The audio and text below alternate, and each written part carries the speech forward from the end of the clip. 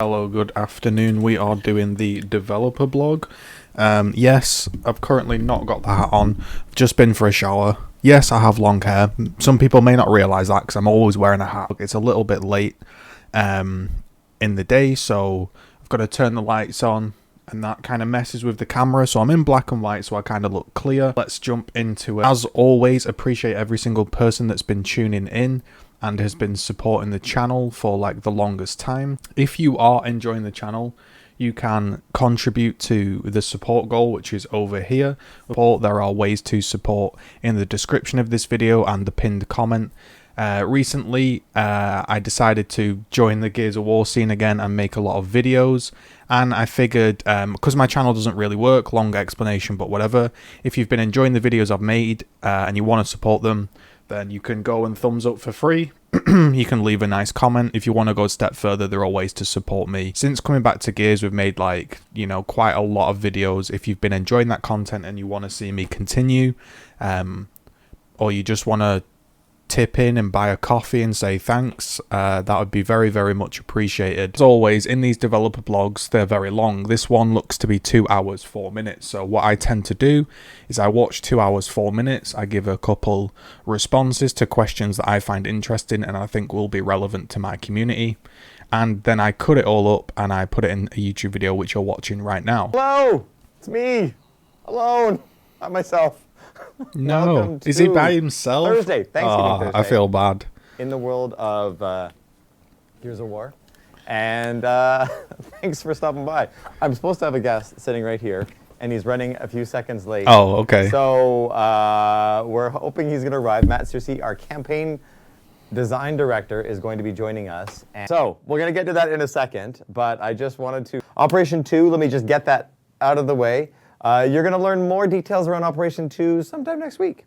So we're going to reveal some of the nuances. I saw lots and lots of excitement around the post that we did on Monday, Tuesday? Okay. So yeah, no, lots of stuff. So there's a couple of things that we can confirm that in there. So we saw the name of the operation. We saw 2 characters, and we know when it's going to be starting. Shadows wants to know if Baird and Lizzie are the only heroes coming, or will more be revealed? Now that one I'm not going to talk about because you know the rule. You know the rule? I know the rule.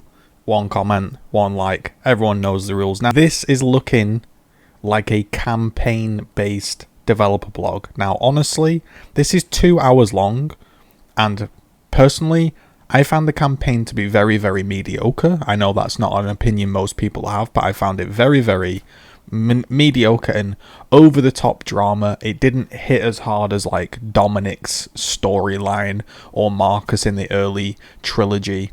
And I'm not that interested in campaign, so I'm going to pick out the questions that are relative to me. But it sounds like we're still not talking about Tour of Duty 2, which is surprising because it comes out in literally like a week or 2. I would be expecting a lot more hype building up, and it sounds like when the guest arrives, we're going to be speaking mainly about campaign questions. So we'll see how this goes. This could be a short developer stream, or it might take my interest. I'm not against listening to stuff about the campaign, so we'll see how it goes. Well, we play on the retail build, so we would have to show it off once it's available in the real world.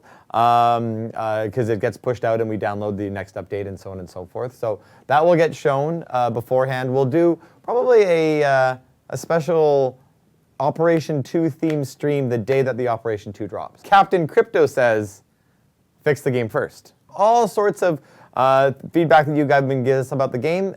We've done lots of work on rankings. We've done lots of work on matchmaking. Still have more to do on the matchmaking specifically for areas in further out regions.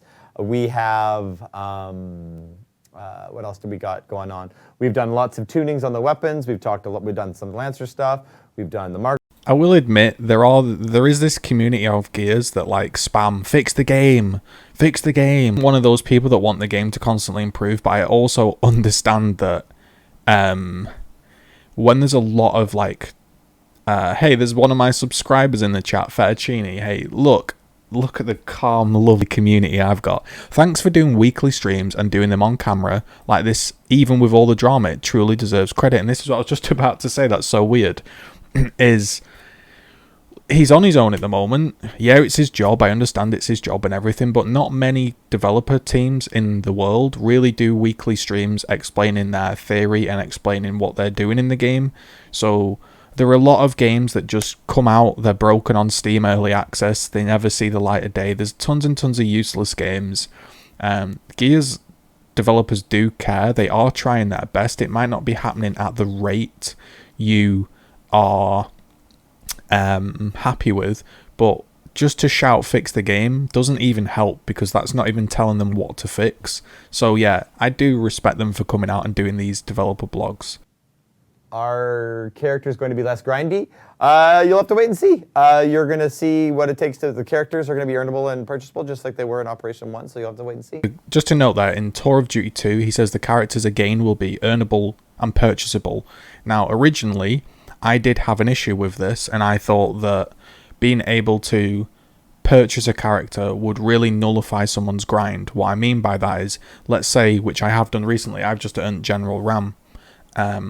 And I thought if I'd earned General Ram and then somebody bought it, it would sort of make me feel a little bit bad, because it was like, well, all that grind and all that effort I put in went away and it went for nothing.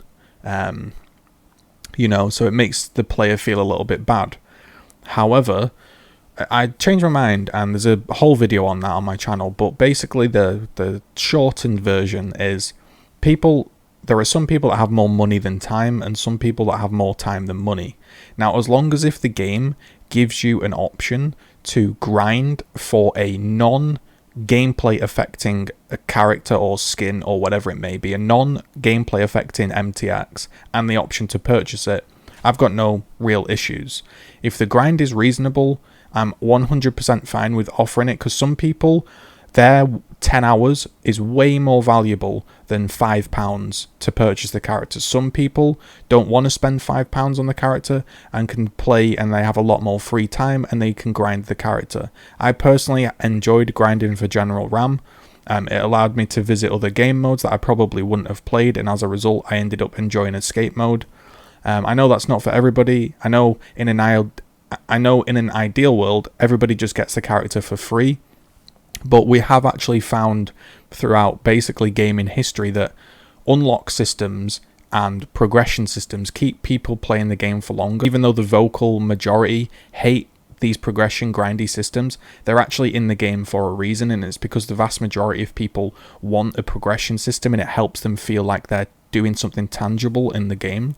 So yeah, don't get too frustrated that the characters are going to be grindable and purchasable, because honestly, it's consumer friendly, which sounds daft saying it, but it's consumer friendly because if I have 10 hours free, I can get the character for free. If I'm a very, very busy person, I work full time, I'm just not able to sink in 10 hours, I can just quickly pay $5 and get General Ram. Now, people might not like that concept, but honestly, it would be more anti-consumer to not allow that person to get General Ram. If they said to him, listen, the only way you get to play as your favourite character is to grind for 10 hours that you do not have, that guy would never ever be able to play as General Ram.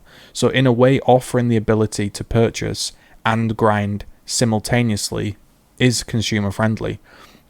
Now, if there was no option to grind, such as the skins in the shop, like the skins in the shop, the only way you can get to that content is through paying, then I have an issue with it.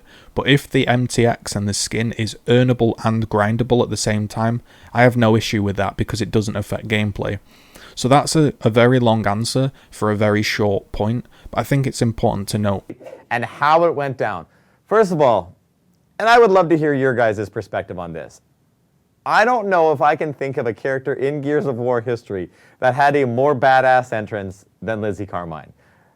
Hitting the pouncer, frag tag, all without really moving. I feel like definitely the most badass entrance to a character. Probably my favorite entrance was Coltrane with the mic telling that he's going to whoop the Locust Queen's ASS. Better not say that word, might get me banned on YouTube. But you know the scene with the microphone? That was a really good scene.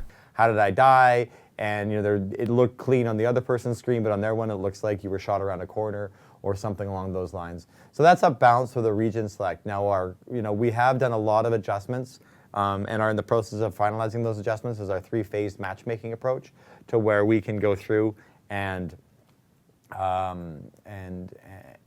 roll that out and improve matchmaking for everybody. We've seen dramatic improvements for the places that have the largest populations. Right now we're going to be tuning and adjusting so those, it's not even lower, it's the areas that have a lower population like in Australia and geographic remoteness. So Brazil, Australia, those are the ones that we're trying to figure out the best way to make sure that we've got that. And I kind of agree with him there. I don't think that you should be able to region swap because, again, it probably would frustrate me if for some reason I was queuing for King of the Hill and my whole team was like 300 ping far, far away Americans. I don't think you should be able to server swap because then it would be like playing League of Legends and me being able to server swap without making a new account, and it would just be a little bit weird. But what it should do is if you're in a region that has a very low population, it should quickly jump you to another server so you can get a game.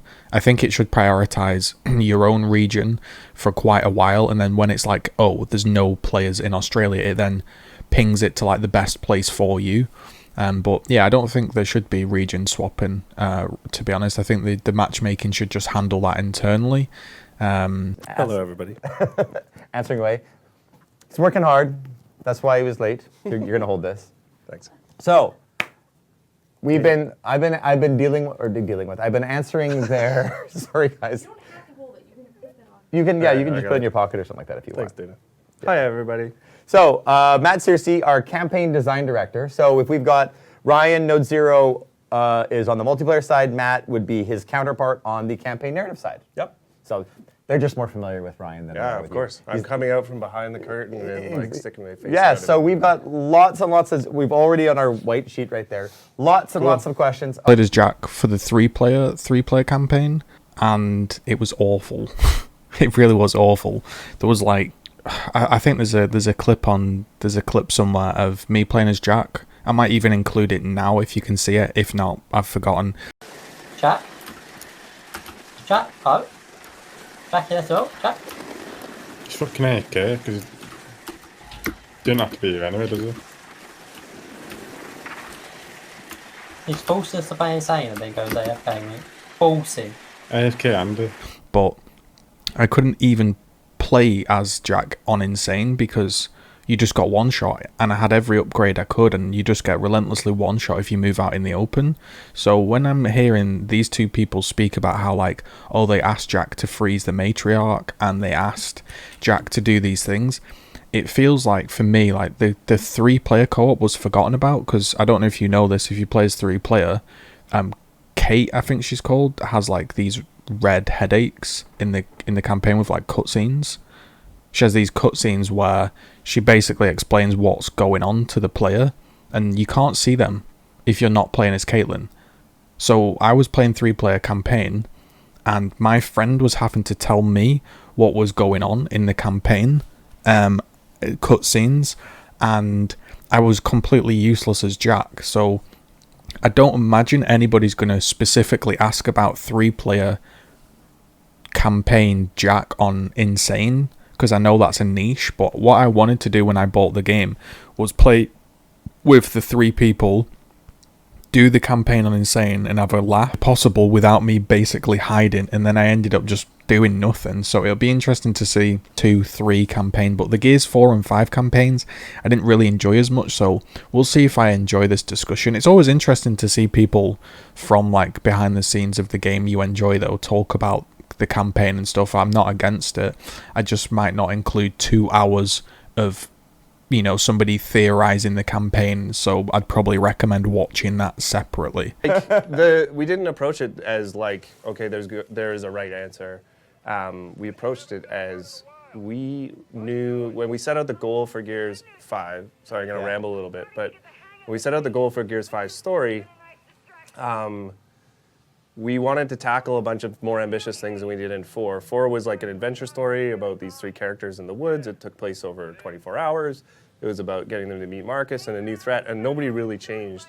A big part of 5 was obviously putting the characters through more character development. Yeah. And a huge part of it was bringing like war back to Sarah. Like one of the things we had written on the whiteboard was like bring war back, right? Because Gears 4 is not a war. Gears 4 is It was a walk in the woods. Gears 4 it's a walk in the woods. Gears 4 is an adventure with See, it's interesting to hear him say that, because that's what I felt like when I was playing the game. Gears 4 was not a war game. Gears 4 was not a Gears game. It's like they just described it was an adventure in the woods, and I don't know, like, I don't understand how that can be possible. Like, I understand that sometimes, like, you might want to change your direction, because then you sort of end up missing it. Like, if it's war every single game, then it kind of becomes, oh, this is more war. Yep, this is more war. You know, a bit like sometimes Call of Duty campaigns. Yeah, it's more bad guys, more war. It can get a bit repetitive. But, I mean, it is Gears of War, and the characters have great stories and like moments behind them, and it did feel like Gears 4 was a complete adventure game. And honestly, Gears 5, I've listened to another podcast from an art director talking about how he used the engine to map the lights and all kinds of the new technology that's in the game. And he also said that why he wanted to work on Gears 5 was it's always been known for its big adventure moments. And I was like, has it? And it feels like they are trying to bring war back with Gears 5. It's a little bit more gritty, but to me, it's still way too light. It's way too... I don't know. It's just... It doesn't grab me. Like I said in the beginning, Gears 1, 2, and 3 with this really good trilogy, and Gears 4 just didn't... I didn't enjoy it at all. I thought it was terrible, especially the whole Transformer robot scene. And now we've got, like... Going around on a skiff it's okay, it's interesting, but I feel like it's kind of just there to showcase that it's there, and the open world was really small, pointless, and yeah, that's a statement that intrigues me, because he goes on to say that it's a walk in the park, an adventure. before, and the story was really revolving around JD, his relationship with Marcus, Kate, her relationship with her mom. And I just loved like going through with Dell especially through this act, with him and Kate, and seeing this new relationship form between the two of them. They go through the biggest journey. Obviously, it's mainly Kate's journey. Yes, I'm sorry. It looks like you can drop down there, but you can't. It's mainly Kate's story, but Dell is such a huge part of it, and such a huge part of sort of like, you know, he's her grounding through this whole thing. And he's also sort of the fabric that JD latches onto when he comes back into the group. So I have a soft spot for him. Okay. So, interesting. He saves Dell, because he thinks they're like the most relevant characters and stuff. I don't know. Maybe it gives you a peek into the inside of the team there. I personally couldn't ever imagine saving one of the Gears 4 characters. I find them very, very boring. I find Kate's journey pretty goddamn boring. I find her an annoying character. Like, she has her moments, but honestly, like, I just find it a little bit like, look at me, I'm gonna do it without you, whether like you're with me or not. And Gears to me has always been a band of brothers, so like not saving the original band of brothers doesn't make sense to me. But hey, I don't know, maybe I'm different. Kill Kate. Yeah. Fun just to drive around the world, but the end of the day, whenever we put combat on the skiff here, it actually took away from the story and the exploration. We would user test it, and people would get turned around, and they would feel like, sure, there was a little bit more stuff going on in the world, but the places you got off weren't as important. The missions that you went into didn't feel as good. And so it was similar to sort of like, if you read developer blogs with the God of War guys, they had a plan to put combat in the canoe, and they ended up choosing not to for a very similar reason, which is you need those downbeats. You need the little valleys where you can take a breath. And I ultimately think it gave us a better connection to Kate and Dell, especially during. I love those little moments of dialogue that they had, and they were, you know, it really, to me, it sort of fleshed up the characters a little bit nicely. Yeah, I can see that. I understand there wasn't much to do in the open world area, but I do agree that games need downtime.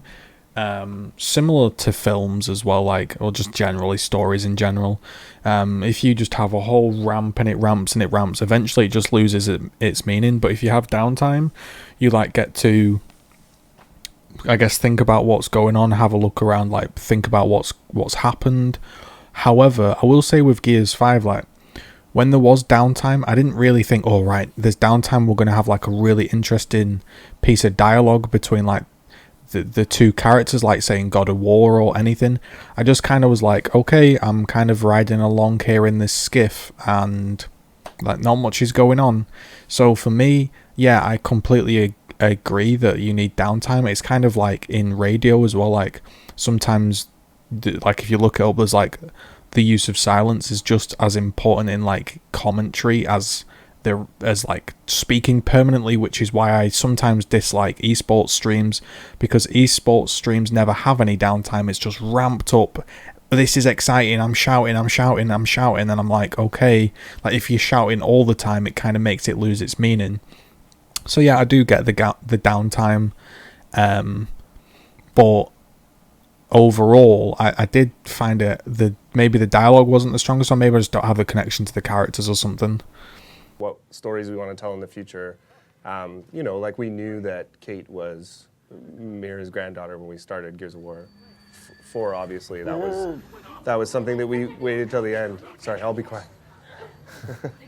And there's definitely things. Right, so you see that example there? I've never seen that before. And that's because I was forced to play as Jack in 3-player co-op.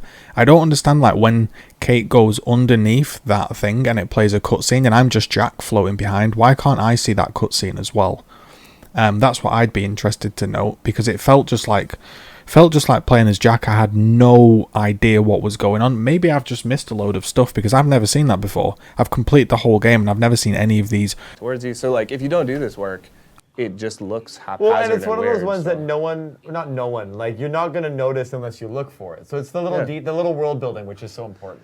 Yeah, totally. And it's also just sort of like we realize, you know, as you're building this stuff, you have an idea about it, but Video, he goes on to speak a lot about collectibles, speak about, you know, was the Coltrane dead? Did you think he was dead? You know, if they were going to kill him off, it would have to be some epic thing that they would do. They wouldn't just do him dirty like that. He tells stuff about, you know, like the folders, if you collect the folders and the collectibles in general, and you add them all up and you read the folders one by one, they'll tell you the story of Niles and the Locust. And this area in particular is probably the coolest area of the campaign for me. Now, the remainder of this video, from what I've watched, is all about different. If we click through, which I've already watched this, but if you click through, it's all about, you know, a whole variety of things to do with the campaign. Now, personally, I've sat through it and I've found it interesting to listen to, but I don't really have anything to add to what he's saying. They're just explaining the decisions through the campaign, what they're thinking. And again, no questions are answered about Tour of Duty 2 or multiplayer. This is a campaign only focused stream, so I'm not going to bore you and make the video longer than it needs to be. That's not what I'm here to do.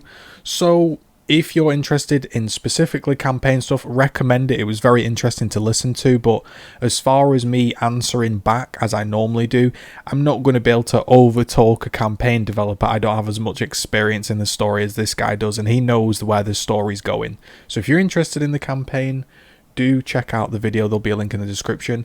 As always, if you have enjoyed this developer blog review and you've enjoyed sort of the content, you can support, you can Twitch Prime, you can just one comment, one rule, you know the likes. As always, if you've enjoyed it, you can support the content goal.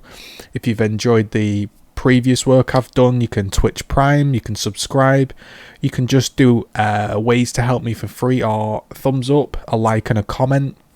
If you haven't already seen it, I've just posted my most recent couple of videos. I'll show you my most recent couple of videos just to catch you up. I was playing with Ugly God, FaZe Ugly God, and people I think are a little bit confused because they think I'm playing with a Call of Duty player. He's not a Call of Duty player. He's a rapper, and he's in phase, but he's a Gears of War 1 player, and we were talking about our Gears of War memories. So if you're interested in that, if you're interested more about Operation 2, check out the previous video. And if you're interested in my sort of 2-hour rule, check out the 2-hour rule. That's kind of explaining how I handle myself online, a little rule that I've got to do with why I play certain games and why I put certain games down. There's loads of stuff on the channel if you're enjoying it, but for now, this is just a campaign-based thing. Loads of interesting stuff to talk about in campaign, but really, multiplayer-wise, Tour of Duty-wise, there's not much there. So again, if you're interested in the campaign, the lore aspects and character development and stuff like that, do check it out. Thanks for watching. Peace.